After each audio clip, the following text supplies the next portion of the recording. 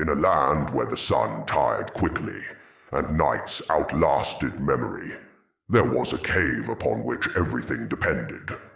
They said if the cave collapsed, water would vanish, roads would disappear, and names would be forgotten. So the people decided the cave needed a guardian. The guardian was a demon. The demon had one eye, set in the center of its forehead, not blind, not fully seeing, only seeing what was necessary. Its legs resembled a goat's, long and rigid like an ostrich's bones. Its hair was black, but thin, as if time itself had lost interest in finishing the creature. The hair reached its shoulders, yet the scalp was always visible.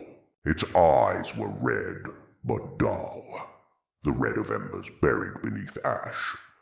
The people gave their sheep to the demon, because the demon promised to stay awake at night, promised to keep the wolves away, promised to protect the cave. At night, the demon stood at the mouth of the cave. Darkness dripped from the stone like cold water. Then the demon made the sound of wolves, not one voice, but many. Hunger, rage, howling. So real the sheep pressed against each other, so close they could hear each other breathe. The lambs trembled, the mothers fell silent, and the demon smiled. Fear keeps the flock in order. At sunrise, everything changed. The demon took its staff and walked like a gentle shepherd. Its voice softened. It said, "The wolves were near last night. Without me, none of you would live." The sheep believed, because the night still lived in their bones. Each day, the demon led the flock to pasture, fields that grew poorer every year.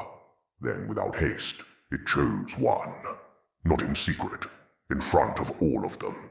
It lit a fire, cooked the flesh, ate, placed the bones carefully together, and said, "This is sacrifice, so the cave may endure." Some sheep realized the wolves' cries did not come from the dark beyond. They came from the demon's own throat.